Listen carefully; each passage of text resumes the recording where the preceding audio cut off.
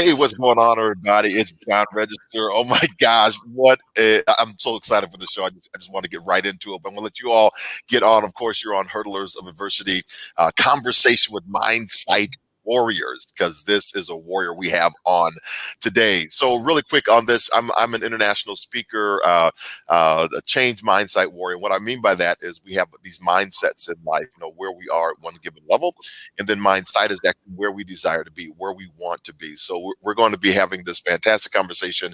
I also work with successful business partners and leaders to amputate their fear, embrace that new normal mindset, to win the medals that are in their life. So, like I said, mindsight's our current state, and then mindsight is where we desire to be. So when you're on, I just want to know who is on the chat, because we got things pushing out through Facebook, excuse me, through LinkedIn, and I think YouTube as well. So if you're on, make a comment. We want you to be talking with our guest today. So, go on our website, which is johnregister.com. And if you're liking the show, always just support it by subscribing or sharing it, putting a comment in the box, because we want to hear from you. So this, we are out here, getting this podcast going and everything, and I just love that. Go look at that. Go MAB frat. What's up, What's up, Tony? How you doing? Hope you're doing awesome out there. Um, and we're as we're saying, we're going out to YouTube and LinkedIn, and so we're just having a great time with these podcasts. I haven't been doing it for a couple of weeks because the Olympics and the Paralympics have been on, and I've just been like just so enamored with it, because this is like my time to just watch all these amazing athletes and what they've been through over the past couple of years, really with COVID, and how they have shifted so quickly. So I know our guest is going to be talking a little bit about that, and maybe what she may have done during that if she was on the team for this year. So our guest, for myself, I've kind of was at 5:29 in the afternoon on May 17th, 1994, one of the world's fastest hurdlers. Twice have been to the Olympic trials, and was on my way to my third when at 5:30 I misstepped to hurdle, dislocated my knee, severed the artery behind the kneecap, and then 7 days later I became an amputee. So I used what my wife gave me, Alice. She says, we'll get through this, John. We'll get through this together. It's just our new normal. And so I began to use that to retool, to repurpose, to get back up. And I wound up making the Paralympic swim team. And I went to Atlanta as a swimmer, and then later on won the silver medal in the long jump in Sydney, Australia. So that's what we're talking about. And the guests that we have all done the same. They've done similar in their lives. And through this platform on StreamYard and LinkedIn, we get a chance to hear from these amazing individuals who just share their giftings with us. So please, once again, share this platform. Watch, put in the chat box. We want to hear from you. So let's get into it, because I don't want to waste any more time with this one on the line. She is one of the most decorated athletes in Olympic team sport.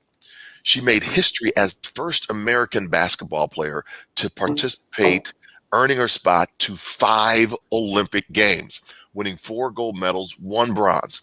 In 1984, she became the youngest baller to win a gold medal in 2000, and the oldest one to win it as well. So, 84, she's the youngest. 2000, she's the oldest one to win it. Oh my gosh, I'm expanding a lifetime. What can we glean? What can we learn from a person like this? So please welcome our ambassador for the sport of basketball, the chief of mission for the United States Olympic Committee's 2012 Olympic team, voted one of 22 of the 100 greatest women greatest athletes in the 20th century, and now author of the book Black Gold, narrated by herself, the author, the living legend, the one and only. Here she comes, Teresa Edwards, everybody. What? Yo. You're the greatest, John. That was Oh my, awesome, man. oh my gosh! Yeah. I'm so excited to just see you. It's been far too long, with COVID Yes. going on. I don't even know when we first met. I think was it a White House event or God, I something? don't know. It's been so long. But you're so impressionable. I never forget. Every time I see you, it's like, man, were we brothers and sisters in another lifetime or Oh, something? we're brothers and You're sisters right amazing. now. Yeah. I love your spirit. I love what you do. I follow you, of course. I'm a fan, of course. But I love how, especially after reading your book, Black Gold, Mhm. just kind of the essence of you, and how you think about things. And so I'm always Mhm. attracted to individuals that have that type of mind. Like I said, the mindset of the mindset. You're always looking forward. And before we get in the book and everything, I just want to know kind of what are you up to right now? What's the legend doing right now? The legend is doing everything she can. Growing first and foremost, I'm growing gracefully into this wisdom of mine, trying to Mm, encapsulate all this life experiences and use them. I train young athletes, selectively and privately sometimes, but I teach here in New York City. I teach at a beautiful school, Trinity School, and in okay. that teaching PE and fitness, I also coach. So I'm busy as ever. I'm writing on the side. I'm screenwriting. I'm trying to do it all. What? But what's most important is for me right now is really trying to help all these wonderful, great female athletes tell their stories. There's Yeah. so many great experiences embedded in our past and our history, and in order for us truly to strive forward, we must revisit those one that came before us. So I think it's very important. We're really kindred spirits on that. And one of the things when I was working for the United States Olympic and Paralympic Committee, that was one of my passions, was to help athletes tell their journey stories in various formats, right? So Mhm, mhm. microphone comes in front of your face and you're just getting off the court. You're like, I Right, don't know if I really want to talk right now, right. but you got, I don't have to Tell us. say, oh, my teammates were great. So it's kind of, it's True. a team sport. I know, Um, right? You're trying to do the right thing in that moment, and so much is going through your mind, and you're thinking about what you did wrong and how to fix it and how to go forward. It's so much that's going on in these brains of ours, and to use the tools of our bodies to be great at it. right, right. So Yeah, that's fun. So I always try to give a little help athletes to do that, and tell their journey stories. exactly. Did you watch the Olympics Did this I? year? I was at countless hours. It was crazy. Waking up at 6 a.m. trying to do interviews, and then going to bed at 3 o'clock and things of that nature. Because I mean, not only did I want to be on top of it, but I'm a basketball enthusiast. I Right, love the game. That's my right. game, right? So Yeah. I had to be on top of it. But I caught myself watching everything, Vince, and you name it. If it was on, it was exciting to me. So I think It's it's one of the first times, and maybe COVID did this to me, that I enjoyed watching it from the couch because as an athlete, it's hard to make that transition, to Yeah. go and embrace yourself into the actual event sometimes because you're not there any longer. That platform has left you, so you're transitioning. So this time, man, I enjoyed it. Wow. What do you think about that with COVID? With how might you have changed in your preparation and your training? Yeah, I was amazed by the athletes, how world records being set, and they didn't have anybody in the stands, and right, kind of playing like right. that. That's I that's think it's quite humbling, though. I mean, yeah. I think it goes into the depths in which we love what we do. Mm, I would play the game at the utmost level, highest efficient level that I could, if whether anyone's watching or not. That's how we train. We have to train in that way. So I think with that taken into account, that it just raised the bar for them. Like they found something else different because we are talking about a different generation of athletes. They're used to having people in the stands. I'm right. so old that I No. played in places no one knew we were playing, and it didn't matter. We brought back the gold, and we moved on. Well, you started. I mean, in your was it the backyard or right down the street? You found something that you nailed up to the tree, and so started Exactly. playing Oh my on God. on the This tree is that stumps. exactly what I did. I found a bicycle rim in the back of my house. Me and my brother, right? Old, but it was old, rusty bike rim, and we nailed that thing to my grandmother's pine tree in the front yard. In the front yard, In so the everybody front could yard. see. Oh my God, it was But you still crazy. had the ball. I mean, roots out of bounds, tree roots out of bounds. That's You know, right. That's right. We aligned that basketball court. The tree root was a free throw line. We had a little patio. It was out of bounds. The ditch was out of bounds. All of well, that. you just made it work though, right? Because you Absolutely. just wanted to Without play even thinking about it. You don't think about those things. right. You just That, do it. You're kids. Yeah. and I think where do we? I mean, when you talk about transition, we talk about going into this COVID environment. Folks are having trouble just shifting, right? But you're saying Correct. you just kind of get it done. What do you share with those individuals now, kind of with your past experience, and then 5 times you've been on Olympic teams. how do you share that with them? How do you make it come down to their level, right? Because you're like way up there, and Yeah. I'm just trying to get out and go to my job every day, right? Yeah, right. Spiritually, I think I'm still on their level, so it's easier for me.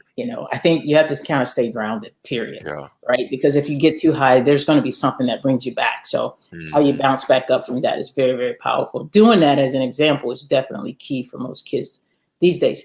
But I like what you said earlier in the opening about yourself and what your wife told you, when you were Hmm. dealing with adversity. It's the new normal. What's wrong with that? Right. This world today is a new normal. You're either going to embrace it and build on it, or you're going to go keep looking backwards. And we can't keep looking backwards at this thing unless we can grow from an experience. So I use those things when I talk to them, as I push them forward. There's only so much you can actually push a young athlete until they mature Hmm. into a situation.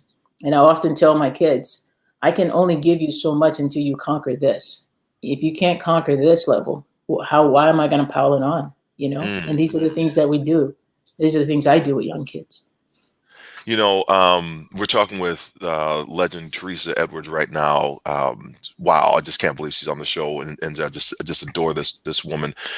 We got Tony Williams is on right now, and he's saying, ironically, the COVID forced my nonprofit to call virtual.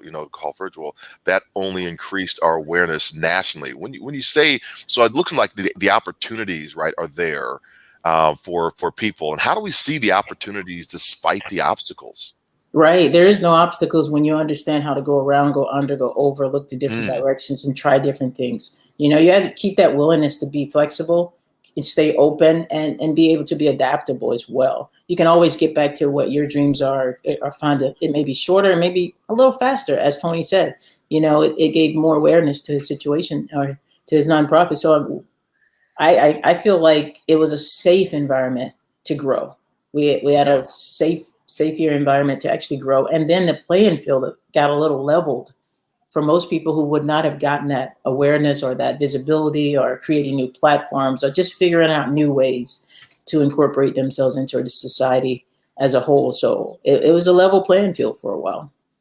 Yeah, I think what it did bring that level playing field. I want to go back to a comment that you made about, in recognizing what's inside the new normal. One of the things I have, I kind of went really deep into it because I was ticked off that a lot of people were starting to use the term the new normal. I was like, hey, wait a minute, I've been using it for 20 years.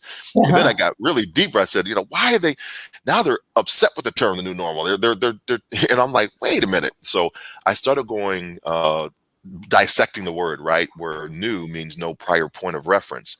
Most people are using it as a term of past performance, right? So Mhm. I can't wait until we get to back to the new norm. I can't wait till things get back to normal. We kept Right, hearing that, or we heard, right, I guess this is our new normal. So that's a right, point of destination. Well, if right. new is no prior point of reference, then why are we using old things to put into the new and expect a different result that's coming out? It's not going to work. You have to That's actually put it together. So, but normal is the everyday typical occurrence of a thought or an action. So, what are the rituals we had in place that led us to a rhythm that elevate us to a rise? So, when you think about that, right, with kind of what Tony's saying, and you're kind of moving forward with this, when you look at that, what is it for you that continues every single day when you get up?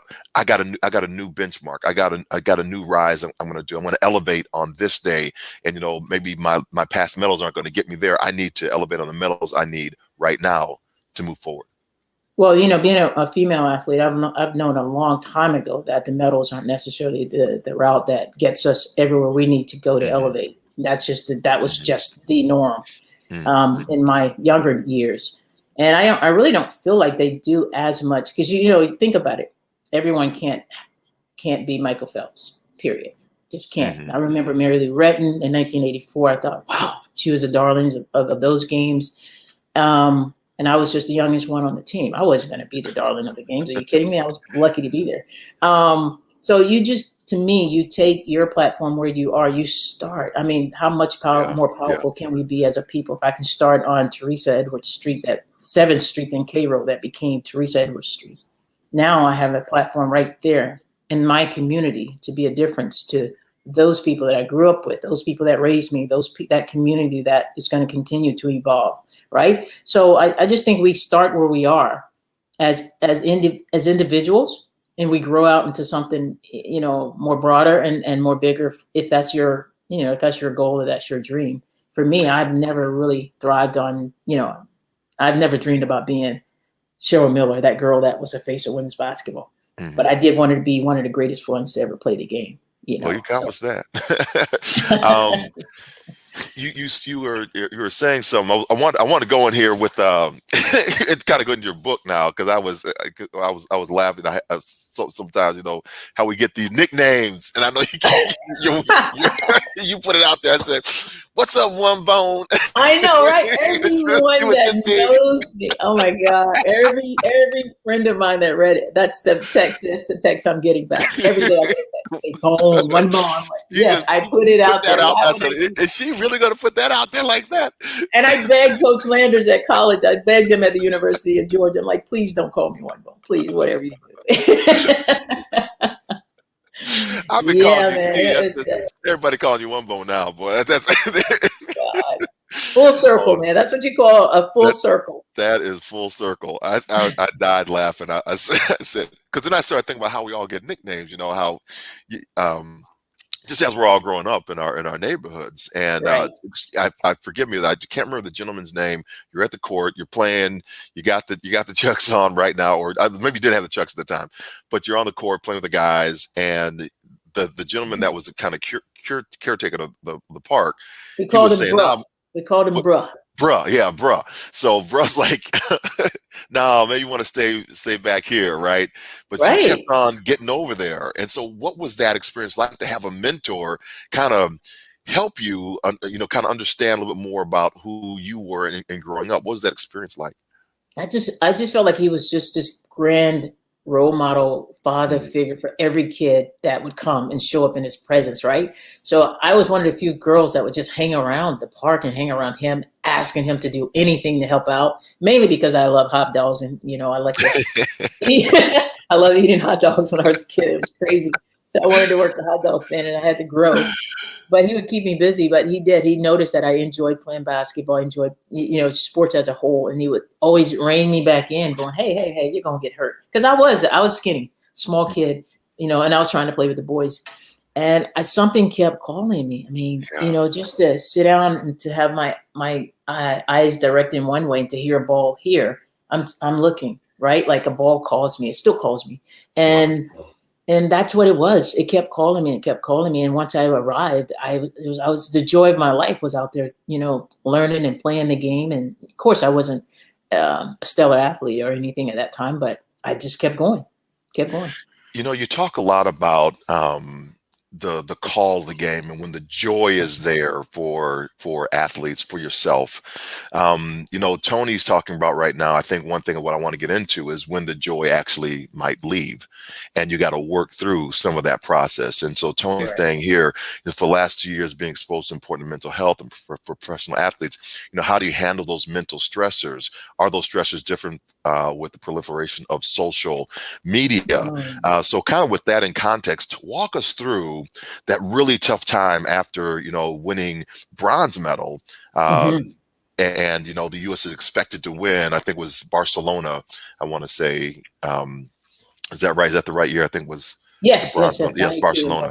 And now the U.S. women's team is about to come back together. You're playing overseas. You got your buddies there with you, and talk about that experience with the mental health and how you handled it and played through some of the most challenging times in your life. So you win in 1984 gold. You win 1988 sole career second gold. You're captain of the team. You're starting to take things a little bit for granted. You're a professional player overseas. You're coming back to USA. You're playing the national team. Taking it for granted. Like, listen, this is what we do. Show up, and we're going to win, right? And 92 was an eye opener for us. You couldn't put on the same sneakers and same uniform and go out and just intimidate. You had to go out and play. Right. And that's when what was it? The Soviet team, United team, or whatever they were at that time. How they came together. The Iron Curtain dropped. Remember that? Yeah, I remember. They still got issues going on right now. What they call the Russian national team or something like that, right? I forget what it is right now at the top. But just dealing with that, and it hits after it happened. when after it happened, because in the process, you're not thinking you're going to lose. We lost one game. It only took one game to capture a bronze. So it Right. was hard as ever to just win the bronze medal game and come home with something, because we could have came home with nothing, how devastating Right. it would have Right. been. But at the same time, realizing that, just because you have USA on your chest doesn't mean you're going to win. You got to go out and get the job done, Hmm. and that's where we slack. We didn't go out and get the job done in one game, slipped up and weren't ready, and they were, and they won. That's how easy things can flip around. Dealing with that, um, because of where I was. Had I been a younger kid, who knows? Had I been older and ready to retire, who knows? But where I was in the midst of a great professional career, in my prime, just getting ready to hit my prime really hard. I wanted redemption. I was Hmm. I was one that you knocked down. I can't wait to get back up. You hit me. I'm gonna find a way to see you right there at the gold medal podium again. We're doing this again. Right. So that you got 4 years to gear up for that again. It's a long time. It's a very long time. And the process in which we took with USA Basketball was, we're going to train an entire year before the 1996, because we're going to be ready. And that's what we did. So that process really changed the face of women's basketball in America as we know it, Yeah. because we took a whole year in that process. And we were fortunate with the NBA back in USA Basketball at that time, for the first time, that we were able to do that. So yeah, the what is it, that inside of me, what I had to go through, and what I, I wasn't unexpectedly, what I have in black gold, it was piled on top of that. I had Yeah. my own motivation, but having to go through what I went through with the coach, and having to endure that every day, that was on top of my own personal motivation, just to get back to the gold medal podium. I never even saw that coming. I never saw that I was gonna, getting older in the game was something different in everyone else's eyes and how they saw me. For me, it was more of a maturity thing. I knew what I was doing now. I knew how to approach it and be a mentor for others, but it wasn't that easy. So the challenges are going to come so unexpectedly that you got to. To me, I was very blessed to be grounded in spirituality, grounded with good people around me, and I'm just very, very, very self motivated. Very, from the beginning, from junior high school to high school to life now. I'm just self motivated to be my best every day. I'm getting up every day trying to just be better than yesterday. Well, when you get your it's great. I mean, I get the motivation, your self motivation. You want to drive, but then all of a sudden you got this lid that seems to Correct. be pressed on you Correct. all the time.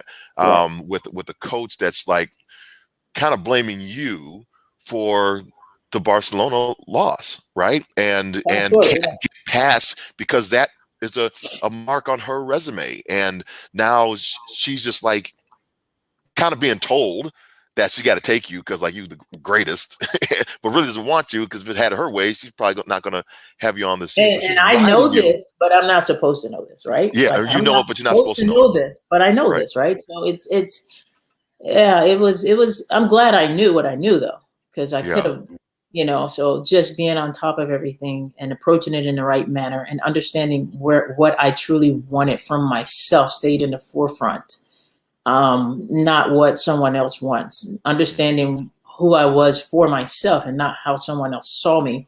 These things are always the best qualities, best traits that you can always have.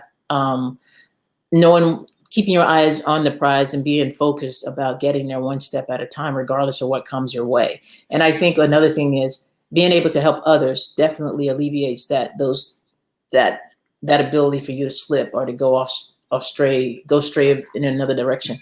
Like, just being able to help others and things of that nature all propelled me throughout the situations. I think one of the things that another thing that resonated with me in the book was having that moment and confronting the issue, confronting the problem. Let's come to a meeting of the minds. Let's see if we can get there. And then it's still just not Right? happening. I mean, Right? that was visceral for me. I was like, oh my gosh, this is like, Can you imagine me?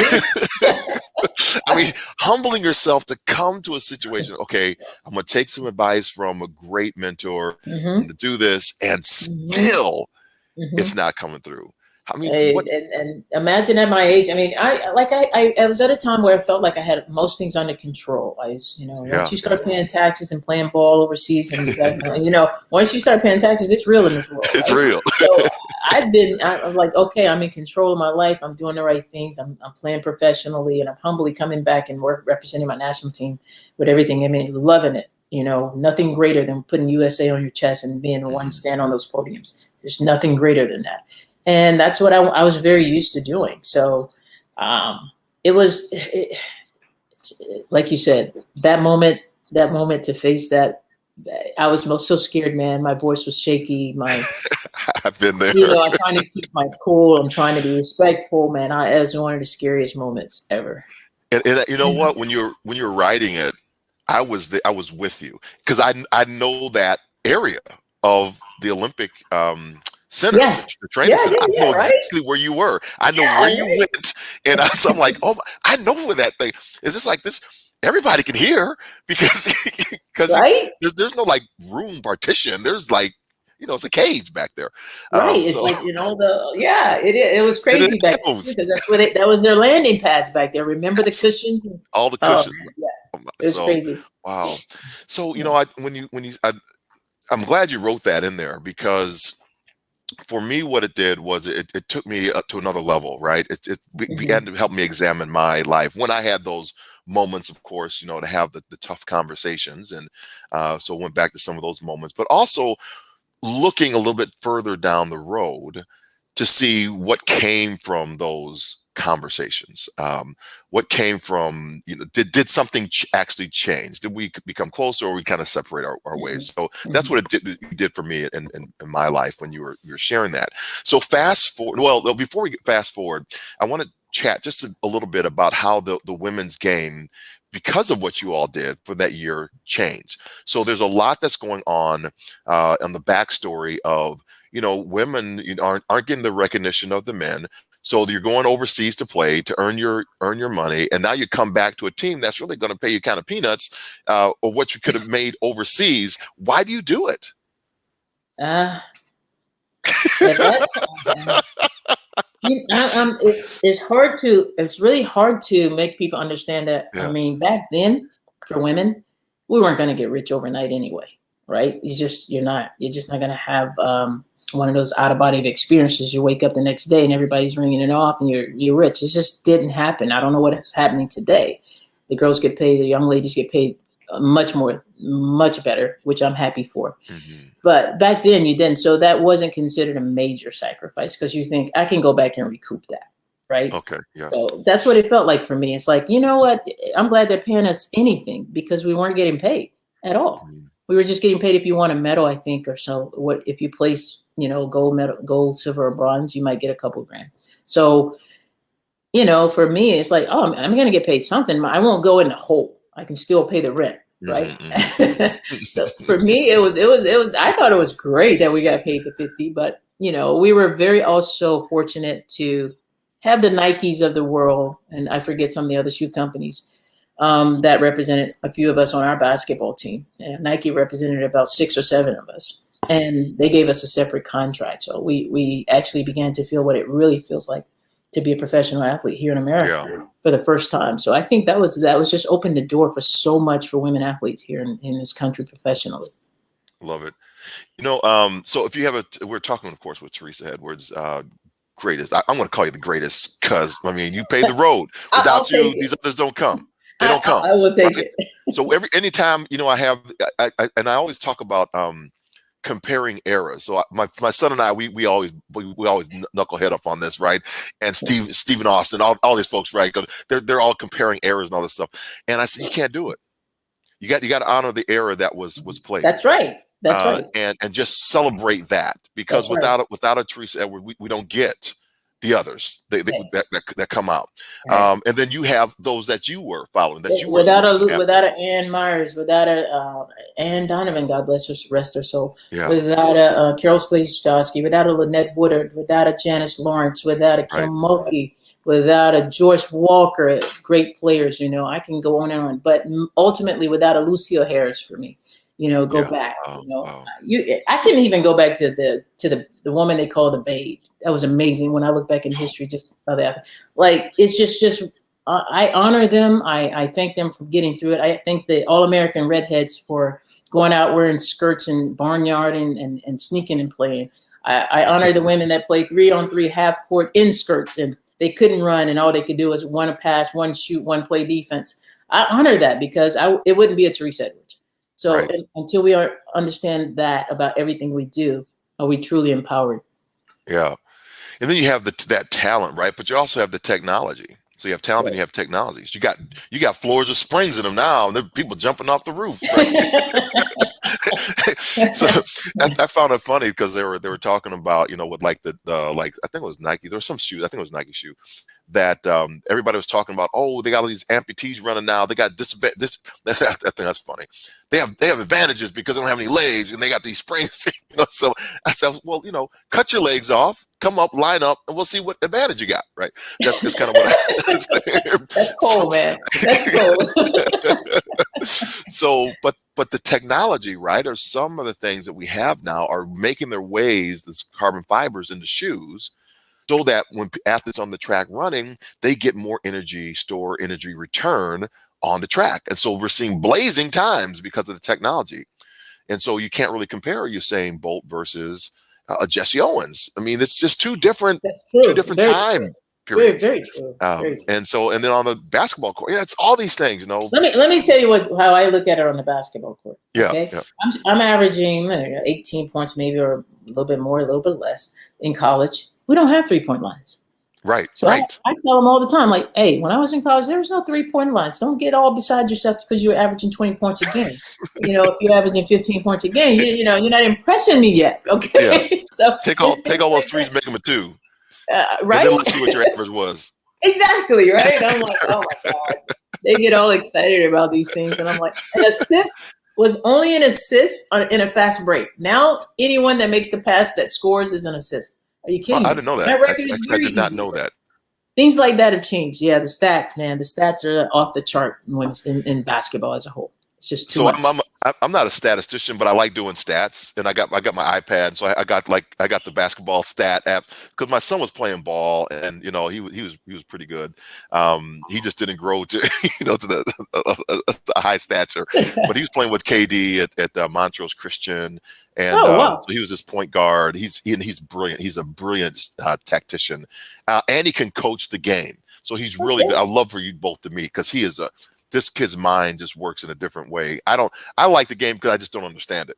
I could never play it. It moves way too fast for me. It's like a chess game at high speed. I just don't get it. I mean, that's a compliment. Thank you. I mean, it really is. So I was at when Jordan moved over to the Wizards, where we were living in DC at the time. Mm-hmm. Right outside of DC. So I went to a game, first time I've ever seen him play.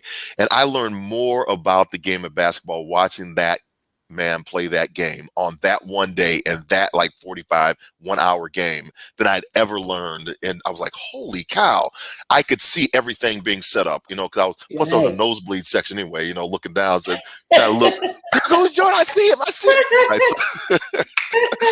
so, but yeah, that was kind of, my introduction and understanding. And so I would hang around because I could do, the training for our AAU, our AAU team, not the X's and O's, but more the conditioning and things. So we got to third a couple of times against OJ May on some of those. So it was really great to understand the game from that standpoint. But it still moves way too fast. I do love the women's game more than the men's.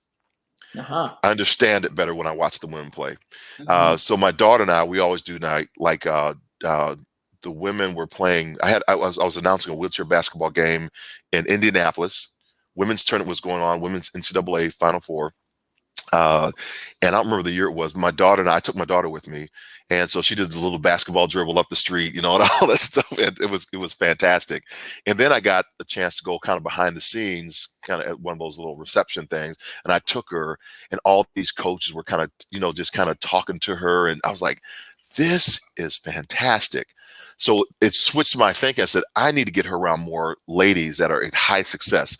And so I every year that became our thing. We would go to the women's Final Four, And I just absolutely loved it. And I can see her elevating as a young lady to where, you know, the confidence was building in her and she wanted to play more basketball. She ran track and she went to college. So all those things were coming. And now that she's through college, we're planning, you know, when it opens up for tickets, I'm first one in line trying to buy tickets for the Final Four next year so we can get there. And I heard that I think the tournament's going to be combined. Did I hear that right?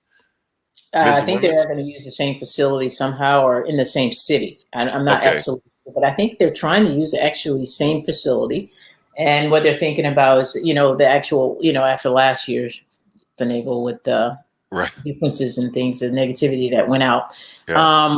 They're trying to do a better job. So we're going to see and hope that works. Which everyone has many questions on how does that work, the degree of women's basketball fans and men's basketball fans and how that comes into play and blah, blah, blah. So I'm anxiously awaiting. Well, it's great. I love it. That's the game is great. And in March Madness, I'm always in it doing brackets and I everything. know I'm But all into it. Brackets and all, both sides. Brackets. both sides, absolutely. So I'm gonna win it. I'm gonna win it. No, never I do. know. I'm always I out. can't.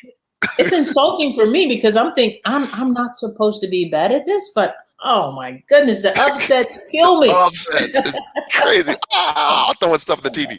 So got to get Nerf stuff at my TV because I'm just throwing crazy. No, you didn't do it. So anyway, we're talking with Teresa Edwards. The one thing I wanted to go because I want to get into this other. I just like this hot five. I want to get into.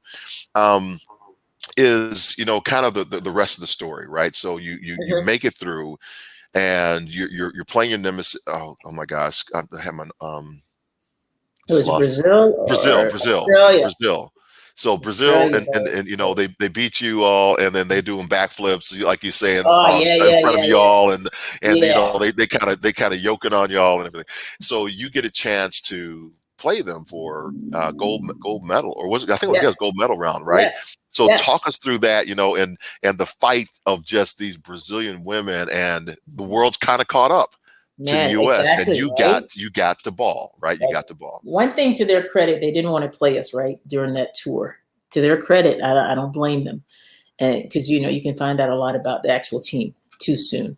And Brazilians, you know, what was it? The World Championships were played in Australia 2 years prior to those games in '96, and they won. They won the gold medal. I look at that picture a lot, and I see them on the podium, and you know, it hurt. It hurt. You know, stubbornly and you know, Americanized as I am, it hurts. Yeah. So, but I mean, backflips like crazy on the courts after they're winning. But who are we? Like, right? Who are we to tell them how to celebrate? But it hurt. Right. Yeah. It's a lot, right? And then afterwards, we take the same bus because of the, you know, how we facilitate this at these events. Everybody may share buses and things. We share the bus, and their music is loud, and they're just still, you know, celebrating back to the hotel, and you just got it. You're sitting there like this. You know, and you're fueling, right? It's everything in you is doing this right here, just fueling, right? And you can't wait to get to the hotel, get off, and I mean, that's 2 more years of that we have to live with. Lo and behold, I learned a lot from those games, and what went on with me and the coach later stemmed from that as well. And I'm like, wow, I'm really just learning all of that. But at the same time, once that game began, man, it was like, now that was Chinese checkers to me, because we were fighting to gain the footage of who's going to grab the momentums and the momentum shifts. And that's always most important in basketball. The momentum changes. Who grabs it, who holds on to it to the longest, and that's who's really going to prevail in the end. Right. And that's what it was. And I know Hortensia like crazy. Her and I were kids together. We grew up in the game. And then she's got other ones that finally came along with her. You know, Janet and Arcane and Paula. They call her Magic Paula. She earned that name. The girl was bad. The girls, I mean, and you're talking about young ladies truly that could shoot from half court. So you got to guard them full court, no doubt. And they're quick. Right. So that's very hard to do in basketball. To guard quickness full court is incredibly hard. I just remember like fighting for that foothold. We got to score. We can't let them score, but they were doing it. And it was like this. And I just remember those first couple of minutes was so intense. And I'm thinking, listen, we're 49-0. Whole year of traveling and playing and preparing and getting to the Olympic Games finals. And this team is not going to give it to us. this team is going to fight for their life. They played the best checker game ever on a basketball court that I've ever seen in my entire career. And I'm noticing all of this at that time. So that is the type of game that we had to fight through, wear them down, hope they made more mistakes than we did. And it was, I mean, it took the second half for me to realize, okay, we can do this. The first half was you didn't have time to think if we could do it or we couldn't. It was about doing it, And one thing I learned in my first Olympics, being the youngest, is that one mistake could truly cost you a medal. Mm-hmm. And I'm this little knucklehead young kid at the end of the bench going, come on, coach, there's no way I can mess this up. But once I got on the court, I could feel the dynamics of Korea with Korea written out on their chest, and me with USA written out on my chest. It's equal. They have just as much pride as you have. And that's what that level of play brings out of you. It just teaches you so much about competitiveness and competition and the greatness of others in which they feel. Because when we line up around that circle before jump balls, I can feel it. I feel in her what she feels in me, and it's real. Now it's on, and then boom, it's like that. It's rolling, that fast game that you can't keep up with. But yeah, but being able to play that game like that, I don't like playing easy games because of games like that. Right. I'm bored with easy games because I've learned to just thrive on the challenges, and Brazil definitely brought it out of us. And it was more than coming out on top was amazing. Yeah, and then you got on the medal podium. Exactly. And guess what? And we had a chance to do some things.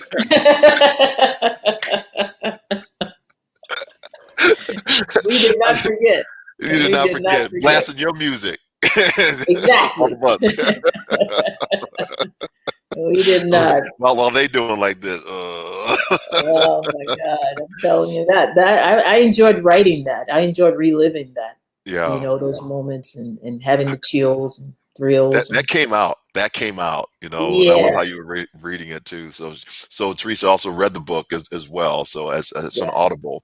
So make sure that you go out and get that book. It's a fantastic read. It's chock filled with resilience, with success, with the visceral. I mean, even at the end of it, you go into a function years later, and there's still tension between you and coach, right? I mean, that's like, oh my God. I'm looking for like the Hollywood ending, the resolve, the come together. I'm like, everyone says that. That's what makes this a very unique story. And I think that we all have some stories like this. That's what makes it very unique experiences for me.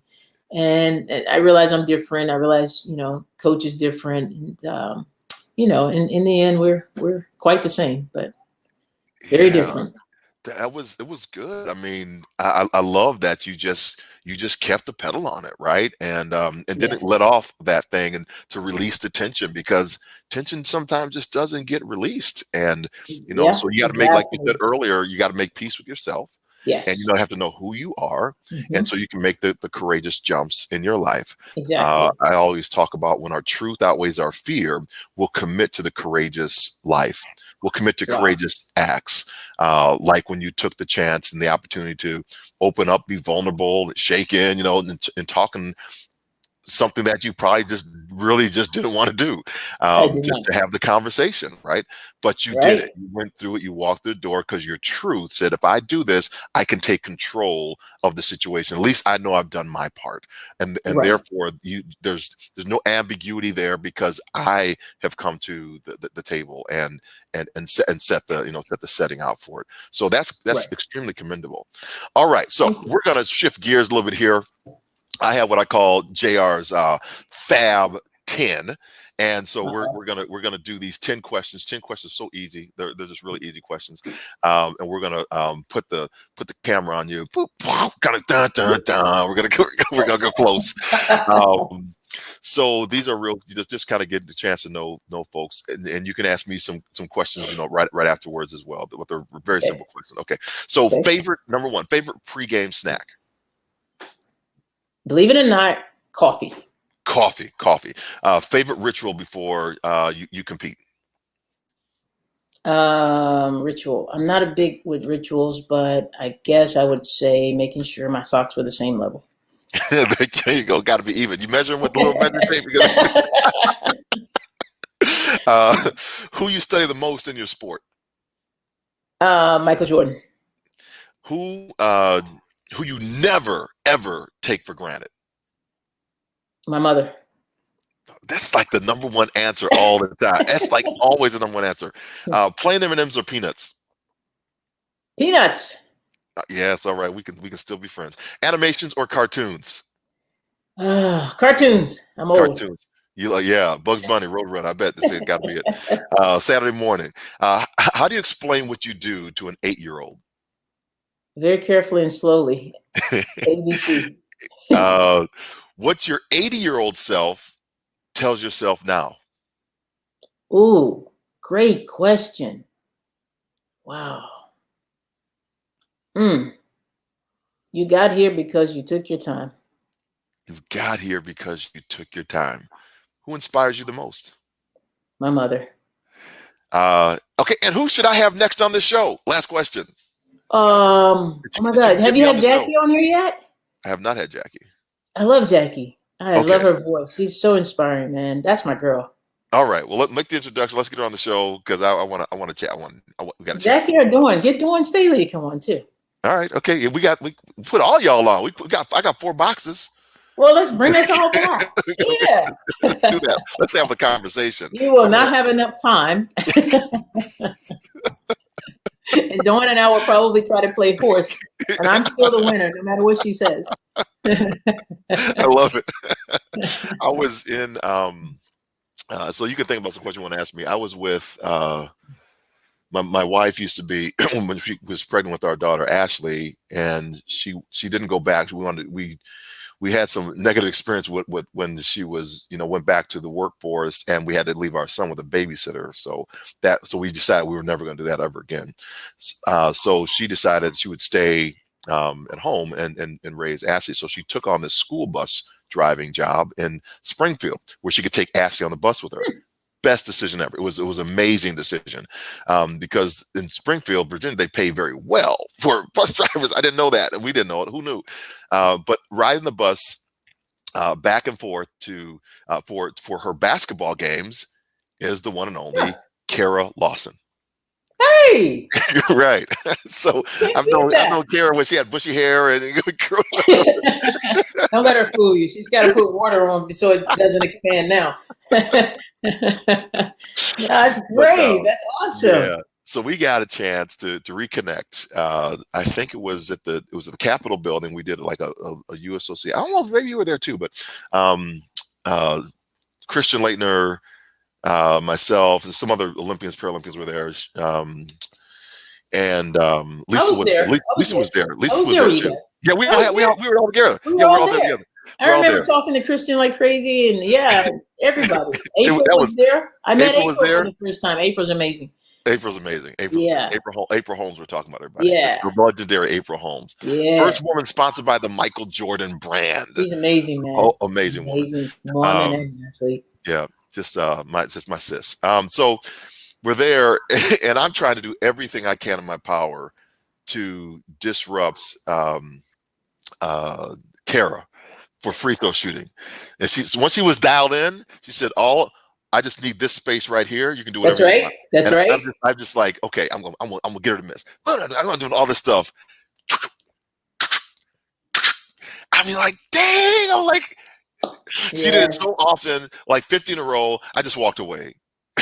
And it's so funny. That's what happens. We get so dialed in. The only thing that really makes me dial in is when I'm angry. Like if I get mad at you, if you just said something or just snap, boom, I'm dialed in. It's like, don't make her mad, man. Don't say nothing. Just let her be. Let her have fun. Yeah, once we get down, that's crazy. It was crazy. So when you started competing after the injury, how was the focus different prior, as an athlete? Oh wow, there was lots of different focal points there. So number one, I didn't know what was possible. So there was an unknown there that I had no idea of. I didn't even know about Paralympic sport. Right. So I swam for physical therapy, and I got so fast in the water that I somehow made the Paralympic swim team once I found out about Paralympic sport. And I wasn't even trying to make the Paralympic swim team. I was just trying to give myself a goal to make the trials so that I could get my body back in shape. and swimming was, I didn't know how to run, so I did that. When I got to the games, it was all by fluke because I didn't make the time. I didn't make the Paralympic time. I swam 1/100th of a second slower in the 100-meter freestyle. So I went home thinking I hadn't made the team. What I didn't know was at the 50 freestyle, when in the 100 meters at the 50 turn, that time can count as a bona fide time Wow. for the qualifications. So I was underneath the time at the flip turn in the 50-meter freestyle. So the U.S. coaches picked me up for the 50 freestyle and the relay team, and I wasn't even there for the team announcement. I had gone. Wow. I had gone home. Talk about not even knowing your sport. I didn't even know. Oh my Um, God. but it was there I saw athletes running on the track with artificial limbs. And that's what made me kind of shift focus. And my wife, who was pregnant with our daughter Ashley at the time, when I'm looking at closed circuit television, this guy on the long jump runway, one of my All-American honors at Arkansas, I'm intrigued. I'm dialed in on this guy. And what she is seeing is she knows in my head I'm already in Sydney, Australia. And I haven't even taken a step on an artificial leg. So that was Wow. one. That was kind of one thing. The second thing, Teresa, was I began noticing the differences in how I was being treated as a para athlete versus an Olympic class athlete. That Wow. was a whole different thing. Um, I had not come into. I didn't know, right? So it was a unique experience because I was at such a high level. And USA Track and Field News had predicted I was going to be one to watch for the 1996 Olympic Games. Running the stadium, running home, and I was on that trajectory. The great Edwin Moses, said you were on the same path I was coming down the 400-meter hurdles, and so it was that. But I was being treated different. For example, on the hurdles crew, I was no longer able to actually cast a vote in the hurdles area. So I've been a hurdler like all my life, but in USA Track and Field, I couldn't. They were saying, well, when we open up for Paralympic athletes, then you can vote again. I was like, what are you talking about? I mean, you're going to discount all this this acumen that I've brought up for this. So I started seeing that if I was a para sport athlete coming up through grade school, high school, junior high school, I would never been afforded the same opportunities. So I've started switching and becoming an advocate. And then there was just the third thing was things I just didn't know because of being an amputee. Just because you become an amputee doesn't know everything about disability or becoming an amputee. And there were three things that were that I had to learn that other people maybe they should have told me, maybe they didn't, maybe they thought I should have already known, that could have changed the results that I had in Sydney. I never go backwards, right? To say, oh, you should have told me this, or the results are the results. I had what I had to work with, so I don't go back. So I don't say this as a situation where I'm bitter or I'm upset or I'm mad about those Right. things. I use it as Right. a forecasting forward. Let me not Right. make that. Let me get all the information over here. So the Right. three things were, I became an above the knee amputee instead of a through the knee amputee. What that Ah. means is I weight bear underneath the ischium bone, underneath kind of the buttock muscle right there, and there's a bone that's right there. So that's where I weight bear. Whereas a through the knee amputee weight bears at the bottom of the stump. They can actually weight bear on that. They can load it. So when you're talking about running and sprinting, we have stride length, stride frequency, and how much force we put into the ground. Those are the three factors that equate to running fast, right? So if you have a longer lever, you're automatically going to be better than I am, right? So I knew I couldn't compete in the 100 meters or 200 meters because everybody else competing were through the knee amputees. So had I been coming through the knee amputee, I would have been a lot faster than I was. That would have, I think, changed some results. The second thing was the extension stop. So what that does, it makes the knee not go into hyperextension. And I didn't have one of those on. And I didn't know about it, right? So I'm blowing these knees out. And for over 6 months, it's going back to the manufacturer like 3 times, and I'm down for those 3 months as I'm trying to learn how to run. And so the third time I sent it back, the manufacturer says, why aren't you using the extension stop? I said, what's an extension stop? Wow. Right? So was that the reason for the 4.5 inches I won silver and not gold, right? So that's another piece. So there's two. Then third is viscosity, knee viscosity. So the density of the oil in the knee. What that does, it allows the knee to come back faster. I didn't find out about that until 5 days before my competition. So Wow. the mount company flew another unit over to me. I put that in, and all of a sudden I'm flying down the long jump runway now. Wow. And so now I got to adjust my steps and everything. And so did that, if I had trained with that for like, just 3 months, would I be faster? Did that equate to it? So Absolutely. yeah. So I look at that now as a foresight, right? That's why I asked the question, what will your 80-year-old self tell yourself now? Mm. Because what are the things I might be missing that might get me to where I need to go? Who do I need to have around me? What team members do I need to have on the team that can see what I don't see? And Mhm. so instead of getting Mhm. people that look like me or think the way I think, I need people that think different, maybe even Yes. total opposed, Absolutely. so I can see it. Yeah. So that's a Yeah, great that's very question. Sorry, it powerful. took a long time to answer, but that's the No, no, no. I enjoy that. I mean, you've been one heck of a great coach. You know so much. You know what it is to have that body that didn't deal with the amputees, right?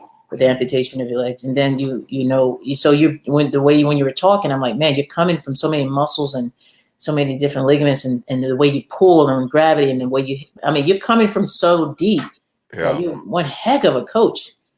And that is a great question you ask. I will have to ask myself that again after we go off air here. Yeah. It's a riveting question. Yeah, You know, that one paused me. That instead of one, going back and say, what would you tell your older self? Because you can't change that. right, Right? Because that's right, past. That's gone. right, So it's not even relevant, really. right, And maybe exactly. it gives you a different outcome, Most but people would say, "Oh, I wish I had," or "I wish something," but right, I'm just like thinking, no, I'm gonna hopefully be in a place where I'm happy to be 80. right, So I absolutely, shouldn't right. be wishing for anything. I should have done it all before that wish. Well, everybody, oh my gosh, we have been talking with the amazing Teresa Edwards. Thank you so much for being on with us. And if you want to stay on for just a second, I'm going to close the show out because I know we're at time, and I want to be respectful of your time. It's all Please good. go out and get the book. Where can they find the book Black Gold? Let's just dial in at audible.com, www.audible.com, Amazon people, and search for Black Gold. It's not even hard to search for. I'm at #2 bestseller right now. So push me Absolutely. to #1. Let's go. You have to push her to 1-on-1. Help her catch me with 10 power stories to impact any leader There we because go. I hit that #1 spot There on, we on go. Hey, we're competitive, so I'm coming. we, I'm we're, coming after competitive, you. we're competitors. I can't hit the barn from doing this, but. So Diana Parker, oh my gosh, I love this lady right here. Thanks for the Oh, explanation of the difference between both types of amputation. Wisdom is remarkable, blessings, and so Diana is just one of these people. She's always following, always pushing to make sure that content gets out there. So I want to honor her today. And then Cozy Beloso, I was on her show last night. She's doing a lot with amputees as well. And hey, then Diana Cozy. comes back. She says, "It's great to meet you, Teresa. Black Thank you. Gold." She's doing that. So put that out for Thank her in the you. chat box wherever you're listening from. Just make sure you're pushing her because Teresa is just one of these gems that we have in the United States. She's a wonderful human being, as you have just seen.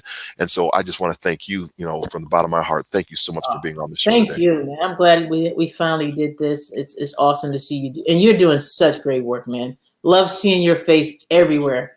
Keep pushing, promoting everybody. You're doing Absolutely. wonderful. I am Well, so proud of you, man. okay. You're gonna make me cry. Don't Yeah, be doing that. Don't make me I emotional. am. Don't make me emotional. Yeah, yeah. You're a good man. You're a good man. Thanks. Hold on one second. We're going to get ready to end this show. So, everybody, I want to thank Teresa for being on with us today and just really giving her wisdom. Go back, like I always say, go back and rewind the tape. I know we don't have tapes, but I'm going to age myself. I can even go back further, push forward on the 8-track. Go, you got that going on. So, all right, that does it for our show on Hurdlers University Conversation with Mindset to Mindsight Maximizers. I'm on KPPF Radio on the Tactical Advantage, now streaming live on the podcast channel Podbean. So make sure you're going to get that. I got my buddy, because I'm out here in California, so I couldn't do the show this week. He's going to be on it. Mike's going to do that show for me this week. Then 10 Power Stories to Impact Any Leader is still out there on Kindle, so go out there and buy the book.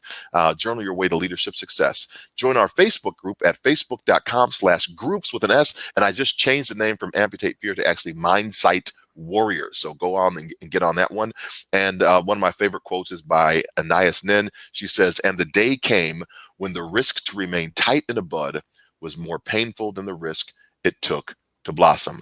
All right, so have a great day, everybody. Go forth, inspire your world. Hope you're watching those LinkedIn casts that I'm doing out there with all of our Paralympic athletes enjoying their time over in Tokyo, and we'll talk to you a little bit later. God bless. Go forth, inspire your world. Bye for now.